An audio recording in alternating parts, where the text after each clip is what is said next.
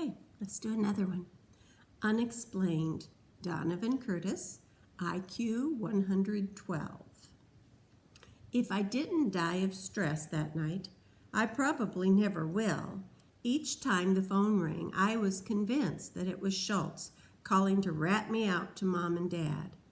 Every knock at the door meant the police were here to arrest the guy who had bombed a basketball game with the weight of the world. Whenever my dad's BlackBerry pinged, I was positive that was the news flash. It didn't make for good sleeping. It didn't make for any sleeping. Mom was shocked at the sight of me over the breakfast table. I was studying, I told her with a yawn wide enough to drive a truck through. You look like Wile E. Coyote after the roadrunner dropped him off of a cliff, said my sister Katie. She was 26 and had moved back in with us while her husband was deployed to Afghanistan with the Marines. Thanks, Miss Goodyear, I retorted absently. Katie was 7 months pregnant, possibly with a baby hippo. One more wisecrack about my sumo stomach and I'll sit on you, she threatened. You think this is a vacation for me? Well, not for you, for Brad, I returned. He's got an 11,000-mile buffer zone from all this sweetness and light. I regretted it the instant the words passed my lips. Normally, the two of us could go back and forth, insulting each other for hours. But Katie lapsed into a melancholy silence, a far-off expression in her eyes. It wasn't hard to figure out the cause of her reverie. The father of her unborn child was on the opposite side of the world, in a war zone. And even though First Lieutenant H. Bradley Patterson spent most of his time inside the armored shell of a tank, it had to be on her mind that her husband was in a risky line of work. Mom came over and placed her hands reassuringly on Katie's shoulders. Brad's surrounded by the best trained people with the best equipment money can buy, but her daughter's mind turned out to be elsewhere. Beatrice is coming. Beatrice? Mom echoed. You mean Brad's dog? I thought she was staying with your mother-in-law. She was, Katie explained miserably. But Fanny called me this morning. She said she can't cope and she's coming this afternoon to drop off Beatrice. We're getting a dog? I asked, mildly interested. That mutt hates me, Katie moaned. That's the reason she was supposed to go to Fanny in the first place. Beatrice will never forgive me for taking her place in Brad's life. For all I know, she blames me for getting him shipped out, like I make deployment decisions for the Marine Corps. Well, she's your dog too, Katie, Mom lectured, and we'd be delighted to take care of her while Brad's serving his country. Right, Donnie? I'm not touching the poop scoop, I said firmly. My mind was on Schultz, not dogs, that morning. At school, I waited to be called to the office. Between classes, I searched for the summons taped to my locker. Nothing. The anxiety was eating me up from the inside. When the PA announcement finally came, it was almost a relief. Would Donovan Curtis please come to the office? Donovan Curtis to the office? It was the longest walk I'd ever taken. At each open door, hostile faces glowered out at me. Remember, I was still the guy who had disrespected our beloved basketball team when the news got around that I was also responsible for unleashing the runaway globe that bowled over the gym. I was really going to be public enemy number one. At last, I rounded the corner, and the glassed-in reception area came into view. To my surprise, the avenging angel waiting for me was not Dr. Schultz, but Mr. Fender. When you serve a detention with me, Mr. Curtis, you serve it to the end, and you don't leave until I tell you it's time." He went on for a while, trying to scare me, I guess. The poor guy had no way of knowing that, considering the payback I was expecting from Schultz, a rampaging grizzly couldn't scare me. He cut me loose, though, explaining that thanks to the damage in the gym, we students had suffered enough. I had a sneaking suspicion Schultz wasn't going to see it that way. I couldn't say how much anybody had actually suffered, but the disaster at the basketball game was definitely the hot topic at school. When the glass blew out, I thought it was an explosion. Yeah, like a terrorist attack. Did you see the statue with the top part missing? It looks like my grandfather when his back goes out. I heard the gym floor is permanently messed up. When they catch the guy who did it, they're going to hang him on a meat hook. Yeah, Nussbaum chimed in. I pity that poor loser. His life isn't worth a used Kleenex. He turned to me. So, Donovan, when do you think you're going to get busted? Shh! I pulled the Daniels into the boys' room and checked the stalls for any possible eavesdroppers. This is no joke. The walls have ears. Dude, Nussbaum was offended. We'd never rat out a friend. Listen, that call was a false alarm, just Fender for skipping out of detention. I don't understand why Schultz hasn't come after me yet. Maybe he doesn't know who you are, Sanderson suggested. I shook my head. He wrote down my name. I told him where I go to school. He's the superintendent. He's got access to every file and record there is. Yeah, did you pick the wrong guy to get caught by or what? Nussbaum agreed. The head honcho of the whole district. Well, I'm just wondering if it's not as bad as it looked, I mused in a low voice. A little cleanup, a little wood polish.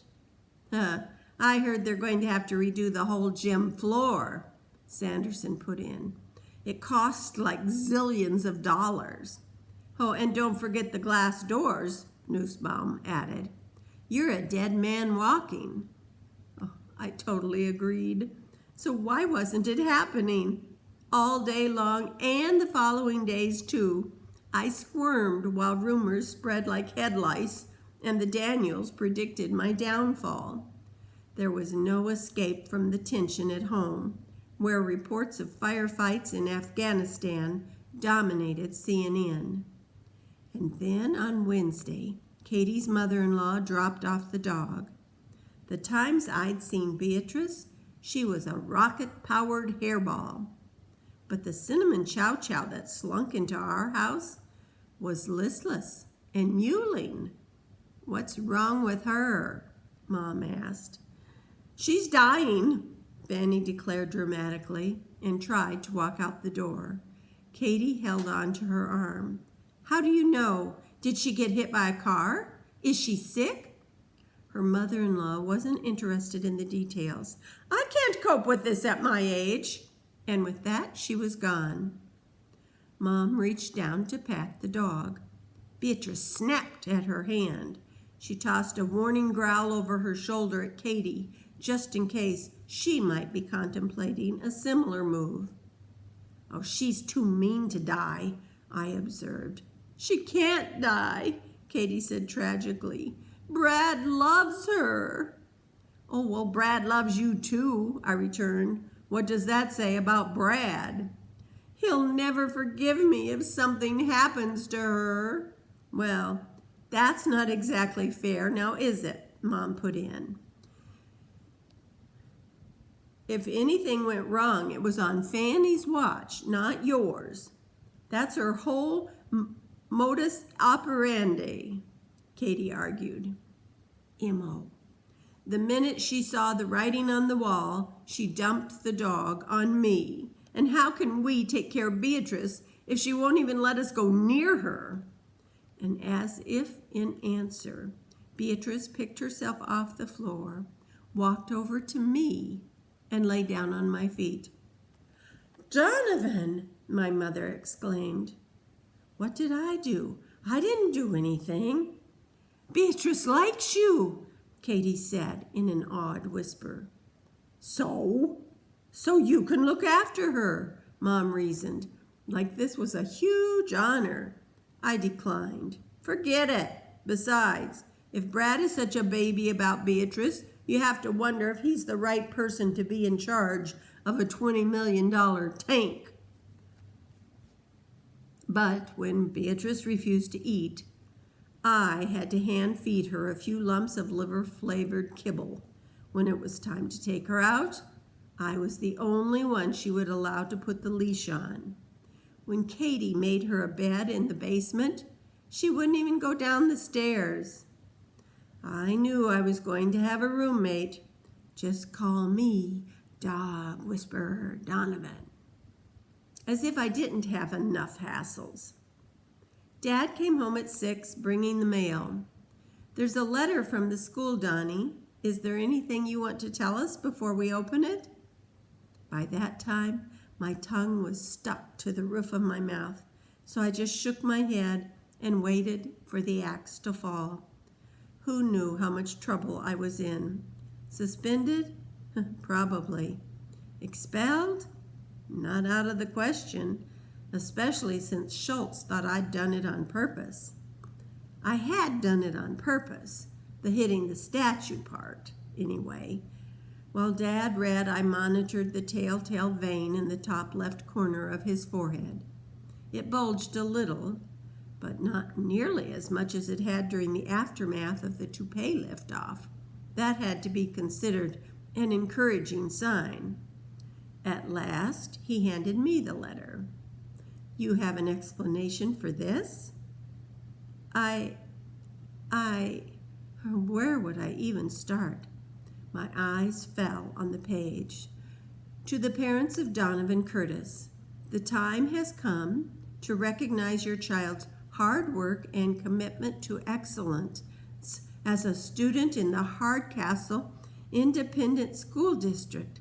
This letter is to inform you that Donovan has been selected to attend the Academy for Scholastic Distinction, ASD, a special program geared toward gifted and talented students, tailored to their exceptional abilities and extraordinary potential for academic achievement." It said a lot more about school transfer, paperwork, and registration forms, and which bus route would take me to my new placement at the academy. I barely saw any of it. My eyes couldn't get past the words like excellence, distinction, gifted, and especially Donovan Curtis. Gifted? Me? I was the guy who skateboarded down water slides and shot a super soaker at an electric fence. When people heard my name, they thought, "Don't try this at home." Not gifted. I wasn't being expelled. I wasn't being promoted. I wasn't being expelled. I was being promoted. Dad was grinning from ear to ear. "I always knew that the real problem was they just weren't challenging you." Mom looked worried. "Is everything okay?" "Donnie's gifted," Dad crowed. "It's a mistake," Katie scoffed. "The kid's about as gifted as a caterpillar. He brings home a bee and it sets off 6 days of skywriting and fireworks." Much as I hated to agree with Katie, she had a point. My grades weren't terrible, but they were nothing to write home about.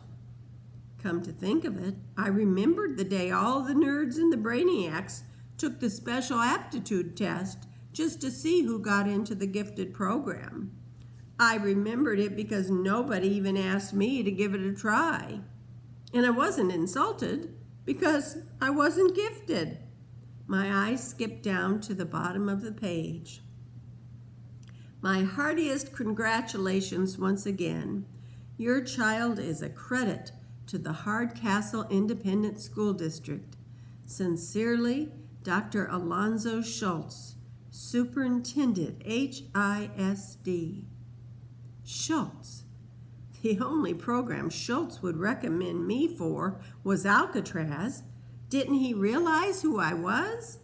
I mean, the guy made a point of getting my name so he'd know exactly who to burn at the stake. It came to me in a giddy flashback to the day of the incident. Right after Schultz let me go, his secretary asked for the roster of new kids for the academy. The superintendent's response was the last thing I remember before bouncing out of there. His exact words, "It's on my desk, Cynthia. You can't miss it." Had that big doofus scribbled my name on the gifted list by accident? And everybody else thought it was there because it was supposed to be? It seemed crazy, but it did explain the two inexplicable things going on in my life right now. One, why Schultz hadn't come to kill me yet, and two, why I'd just been invited to go to genius school. I laughed out loud. People thought I acted without thinking. This was 1,000 times worse than hitting a statue with a twig. It was a shoo-in for the Bonehead Moves Hall of Fame. "What's so funny?" Dad asked. I almost spilled the beans.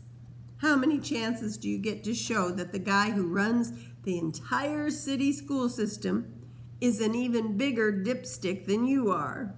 Besides, it's not like my parents weren't going to find out eventually.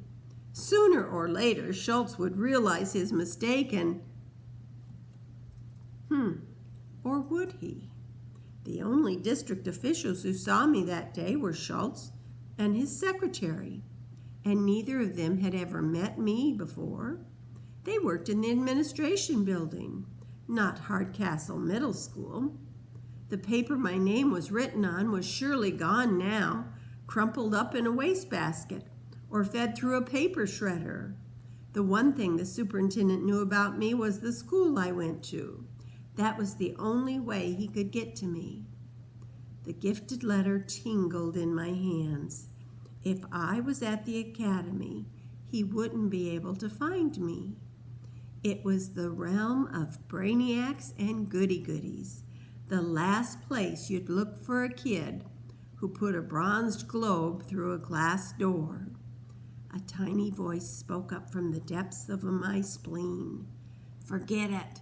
Not in a million years. You won't last 10 minutes in the gifted program. There's never been anybody more ungifted than you." Mom was flushed with happiness. "Oh, I always knew this day would come. It was only a matter of time before people realized how special you are." She sniffed back a tear of emotion. "Beatrice was our good luck charm. Things are finally starting to turn around for this family. I can feel it." "I feel it too," added Dad, putting his arms around her. "Wait a minute. Beatrice?" His eyes strayed to the hall, where the languid Chow Chow was chewing on his newspaper, reducing it to an inky pulp. Up until that instant, I honestly don't think I was going to go through with it. But since Brad had shipped out and Katie had moved back in, the tension in our house had been simmering just below the boiling point. And now this extra stress with the stupid dog. Well, how could I pile my own problems on top of that? Especially when Mom and Dad looked so proud. Something that didn't happen every day. Not where I was concerned. I thought of my namesake, James Donovan, on the foundering Titanic. What would he do, sink or swim? "Gifted," I said a little louder, as if trying it on for size. "I guess I'd better go to school and clean out my locker." Tomorrow, unarmed, Chloe Garfinkel, IQ 159.